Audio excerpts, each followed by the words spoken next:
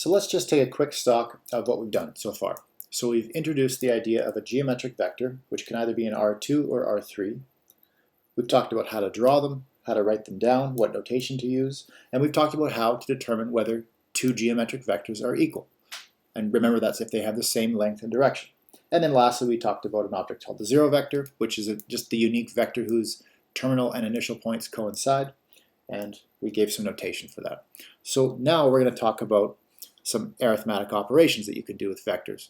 And this is going to very closely serve as an analog to the corresponding operations in the matrix world, in the sense that we're going to start by defining addition, subtraction, and scalar multiplication. So we're going to start with addition and subtraction. And to do that, at least at first, we're going to use some diagrams. And these are useful diagrams to help kind of build some intuition about what you're really doing when you add vectors. So to fill in the details here, we'll say vectors can be added and subtracted using the following rules. Okay, so really what I mean is we're going to draw a diagram for each operation. So let's start with addition. Let's say you want to add two vectors. Well, let's start with a vector u. I'm going to call this vector u, and we're going to add something to that vector. In particular, we're going to add another vector to it. Now, by the way, typically when you write something like this, if you want to write a vector and you label it with u, it's not going to always be the case if you go to different textbooks, but most of the time, and certainly for the rest of this course, what I'll do is I'll use this half arrow on top, just like we put over top of the zero when we wrote down the zero vector, just to indicate that this is a vector and not simply just a scalar or some other object. We're talking just to remind the reader that we're talking about a vector. Okay, so let's say I want to now write down what happens when I add some other vector v to this vector u. Well, it depends on what the other vector is, right? But typically what you'll do is the following. If you want to add a vector v to this vector u, you'll draw now the vector v in a very specific way. You'll draw it so that its initial point coincides with the terminal point of u. So I will draw the vector v now, and I don't know exactly, in general you don't know what v is, but let's say it's something like this. The point is you draw the initial point of v so that it's equal to the terminal point of u. And that's going to form this partial triangle. And in order to get the length and direction of the sum of these two vectors, u and v, you can just fill in the missing side of the triangle. And the initial point of the sum is going to be the same as the initial point of u. And you're going to go all the way to the terminal point of v. And it helps in this case to just think about vectors as journeys, right? If you walk 1 kilometer northeast and then you walk 1 kilometer southeast, then really the net change in your position is pretty much moving directly east. That's not really what I've drawn here, but it's kind of close enough that the analogy should help to kind of illustrate what's going on here. All right, so it's really, think of it as if you think of the vectors as journeys and you perform one journey and then perform the other journey afterwards, immediately after, then the total change in your position is going to be the sum. So u plus v is going to be the missing side of the triangle like that. So, and I want to actually add in one observation here, which is helpful, and it'll become more obvious why this is helpful once we draw the other diagram. But if I think of this as an operation or a transformation of going from starting with the vector u and turning it into the vector u plus v, what changed? What changed from u to u plus v? The initial point stays the same, right? The initial point of u is exactly the same as the initial point of v. But what happened to this terminal point? The terminal point of u plus v is, well, it started originally, the terminal point of u was up here. So how do we get from the terminal point of u to the terminal point of u plus v? Well, we just apply the vector v as if it were a journey, and we move the terminal point of u down here. And then the new vector now is u plus v. So what I'm really trying to say here is that you might find it beneficial to think of it this way. Adding the vector v has the effect of moving the terminal point of u by exactly v. And then the result is now your sum. So let's write that down. Adding the vector v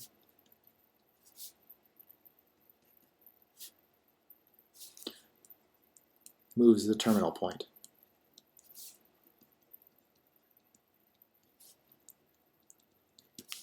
Okay, and it's not so useful to think of it that way for the sum, because I think the sum diagram is quite natural, but a lot of people get a little bit confused with the subtraction diagram, so it helps to actually think in terms of what it's actually doing. And in order to do that, we also have to do it for the sum diagram. But let me come back to that in a moment once we look at the subtraction diagram. So let's say we wanted to subtract two vectors now. So I'll draw something similar now. I'll start with some vector u, and let's say we want to subtract some other vector v, just like we did in this case. Or pardon me, here we wanted to add it, but we've got some other vector v. But now in this case we want to subtract it instead of adding.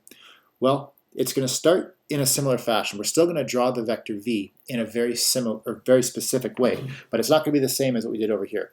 We're going to draw the vector v so that its initial point coincides with the initial point of the vector u, rather than the terminal point over here. Right over here we drew the initial point of v to be equal to the terminal point of the vector u. But here on the subtraction diagram we're going to draw the vector v so that its initial point is the same as the initial point of u. So that's the vector v as we're going to draw it.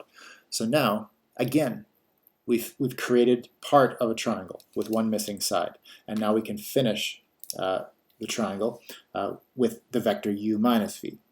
Now, in this case, the terminal point isn't going to move, just like the initial point didn't move over here. Right? The initial point of u and the initial point of u plus v are the same. Over here, the terminal point of u and u minus v are going to be the same. So this is actually the vector you want to fill in. You want to draw the vector that starts at the terminal point of v and ends at the terminal point of u, and that is going to be your difference, u minus v. Okay, so what happened there? Well, this time the terminal point didn't change. If you think of this as starting with a vector u and then applying the operation of subtracting v, the terminal point didn't move. Right? The terminal point of u and the terminal point of u minus v are identical, but the initial points are not. And what changed? Well, the vector v essentially just took the initial point of u and moved it over here. And if you leave the terminal point alone, you get exactly the vector u minus v. So let's add a similar observation. And this may help you remember how to finish this picture. And if you forget, because sometimes it's easy to just say, okay, yeah, fill in the missing side of the triangle, but where does the arrow go? People sometimes forget. So this remark may make it easier to remember. So subtracting the vector v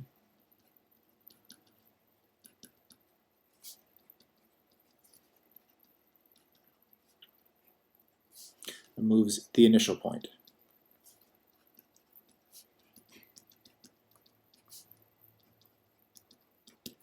Okay, so those two diagrams really tell you how you can add or subtract geometric vectors in R2.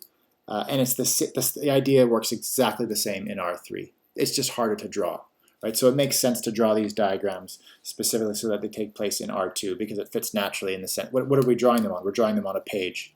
And how many dimensions does a page have? Right? It just has width and length. Right? You can think of your paper as very similar to the Cartesian plane in that way. So the pictures are very nice and very descriptive.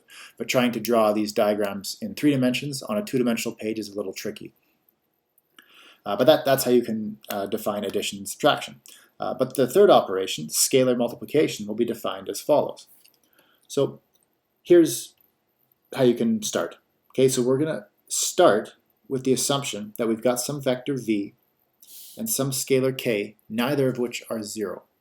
Right? In the first part of this says if v is a non-zero vector, and by that all I mean is, let's say that v is some vector that's not equal to the 0 vector that we talked about down here. Right? So that's what it means to say that v is a non-zero vector, and then k, and you specifically said it's in the real, so it's a scalar, is also non-zero. So you've got k as a non-zero scalar. So what we're going to define here is the scalar product.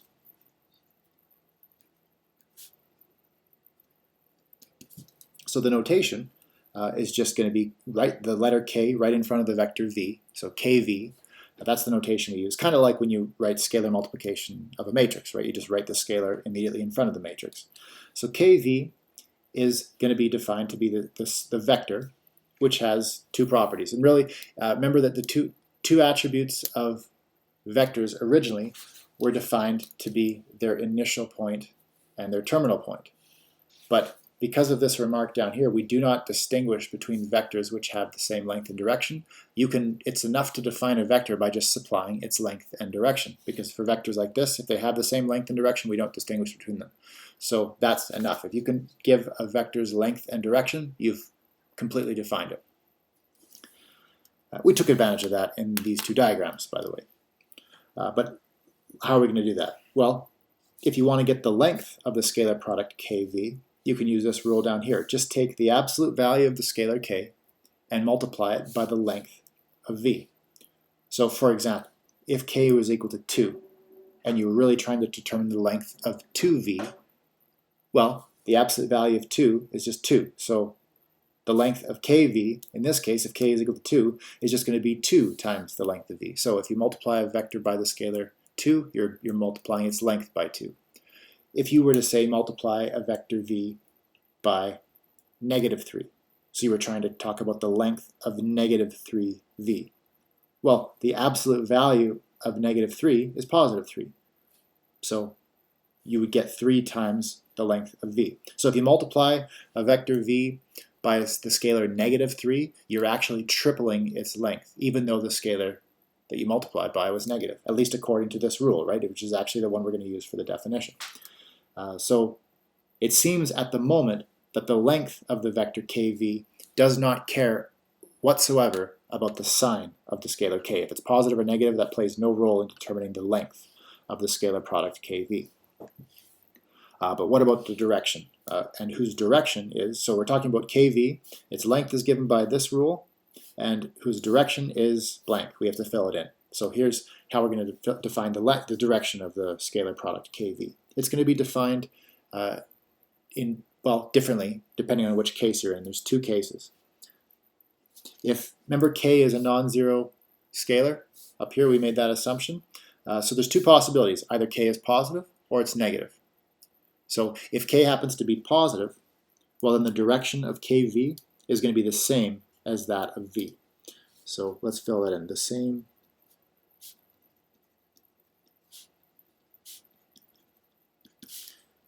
as that of the vector v if k is positive. And in the case where k is negative, well then the direction of k times v is going to be the opposite of that of v. So the opposite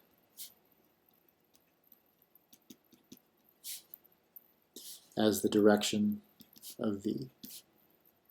And that's if k is negative. Okay, so far we've got now a complete definition for the scalar product kv as long as the vector v is a non-zero vector and k is a non-zero scalar. Right? That was an assumption made at the very beginning. But it turns out if either of those assumptions are violated, so in other words, if k happens to be the scalar 0, or if v happens to literally be the 0 vector, that doesn't mean you can't define the scalar product. It just means you don't have to use this complicated definition. It's just simple in that case. Take the scalar product to also be the 0 vector. So if your vector v is the 0 vector, it doesn't matter what k is. The result's going to be the 0 vector. But if if the scalar k is equal to the scalar number 0, well then it doesn't matter what the vector v is.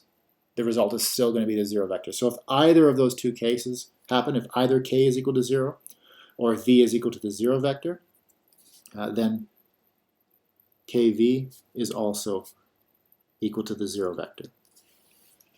Okay, and nowhere in this definition did I specify whether we were working with geometric vectors in R2 or if we were working with geometric vectors in R3. But it turns out you just apply the definition the exact same way in both cases. The only thing that would change between R2 and R3 is what this symbol means, right?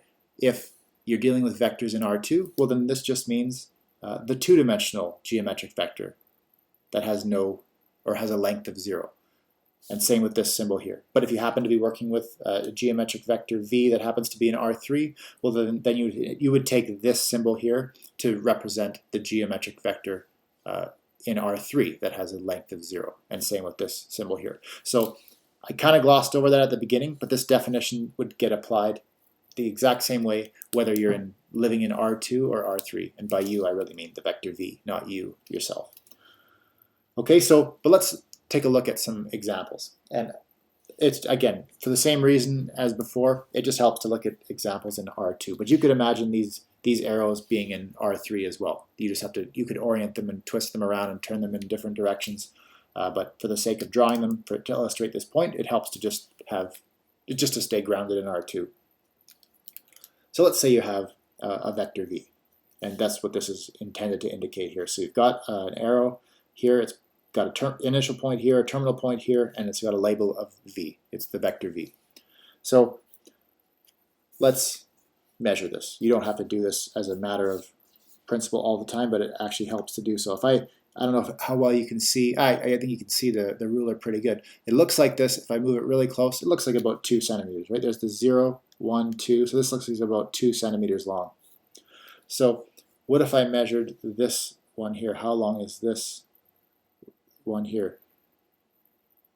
A little bit shy of 4 centimeters, and if I really wanted to be picky, I could even just do this. I'll extend this just to fix it. You can do the same. So that is now 4 centimeters. So what happened? If going from this vector to this vector, the length has doubled, and the direction looks like it's the same, right? This direction is the same as this direction. I mean, do you know for sure that those are parallel? You can't really know just looking at it with your naked eye, but I would say it's pretty safe to bet that those are the same direction, and that's exactly what they're intended to be. So for that reason, this really is the vector 2v, because the direction is the same, but the length is doubled.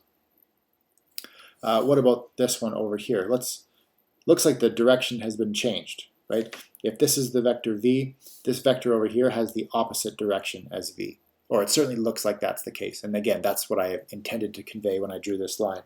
But let's measure it. How long is that? Looks like it's about 1 centimeter, so it's been cut in half.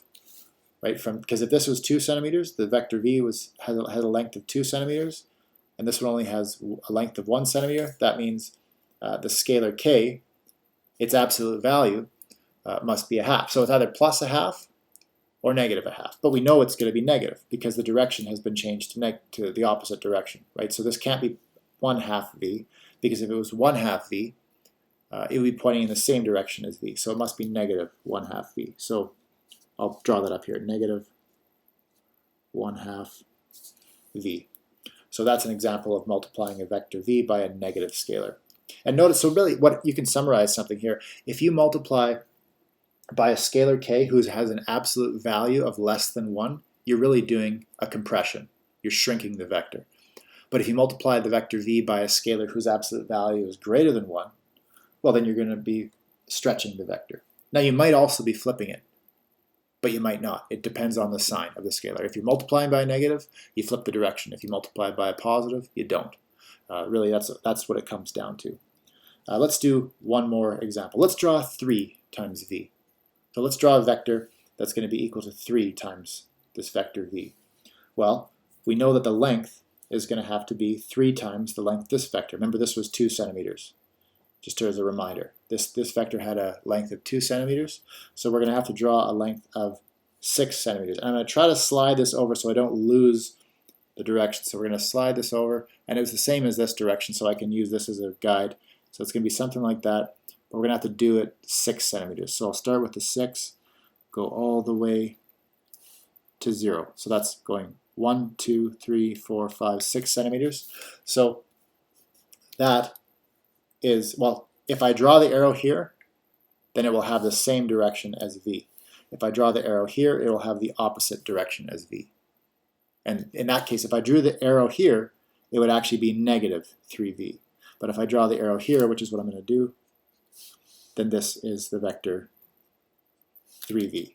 And just to be clear, that goes to this one, that goes to that one, and so on. So there's no room for confusion. So that just tells you how you can multiply geometric vectors by scalars. And again, the pictures kind of are designed to be thought of as in taking place in R2, but there's no reason that the same principles don't work in R3. Your intuition should extend naturally. Okay, so now that's basically just an introduction to vectors by considering first geometric vectors. But there's another way to think about vectors, and that is in terms of coordinates. And again, if you've talked about vectors before, particularly in maybe a physics class where you're dealing with force, velocity, acceleration, you may have run into situations where it's useful to think of vectors in terms of their coordinates as well. And that's often going to be the case in linear algebra. In fact, it's going to usually be the case in linear algebra. What we're going to see is that it's often more convenient to think about vectors in terms of their coordinates. So these are coordinate vectors. And you can have coordinate vectors can actually take place in any dimension of Euclidean space. That's actually a big contrast, and it's actually why coordinate vectors are often much nicer to deal with than geometric vectors. Remember, if I go back to the first page, geometric vectors only can take place in R2 or R3, and that's really why is that? Because you got to visualize them. They're built in terms of initial points and terminal points, right? So that's why we're limited to R2 and R3, because you have to be able to actually draw them. But coordinate vectors, we're not going to be limited in that way. So we can have coordinate vectors that take place in any dimension. So we're going to start with any positive counting number n. Could be 2 or 3, like 2-dimensional space or 3-dimensional space, or it could be 4, 5, 6, 7, doesn't matter.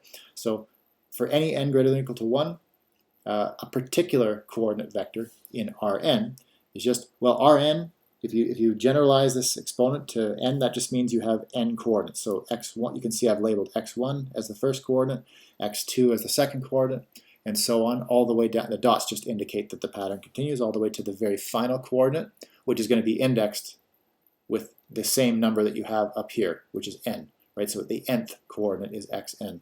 So if you bundle those all together in point form, you just write round brackets with a comma in between them all. That is an example of a coordinate vector. So, and typically you use notation like this. You'll just use a letter with a half arrow on top, or a vector arrow on top, just like we did before. So this is an example of a coordinate vector.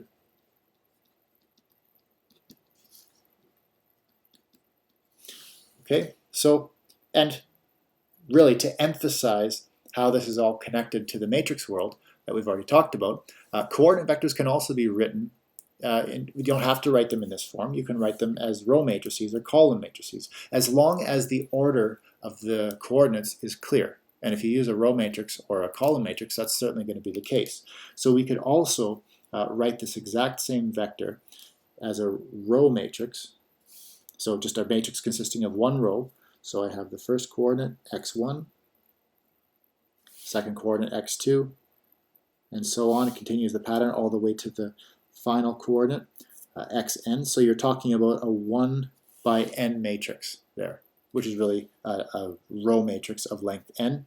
So that's another way to write this coordinate vector. There's nothing stopping you from using that notation. Or you could also use a column matrix. So you could write x1, x2, all the way down to xn, like that, which this should be familiar. We've done this before, and you probably heard me accidentally refer to it as a vector prematurely, but really at the time we were all just calling when we wrote down the matrix equation of linear systems, we typically had a vector or a column matrix such as this, and I even labeled it with this notation, and I just maybe didn't mention why I was using that notation, but this is why. Now, when you write down the matrix equation of a linear system, and I had those vector arrows above the x and the b for the constant column and the variable column, really I was just taking advantage of this convention that I just showed you now. I just didn't tell you why I was doing that, but now I have. So just that's another use for this notation, but in any event, the important part to get out of this is that just coordinate vectors are another way to express vectors, but you do it in terms of coordinates instead.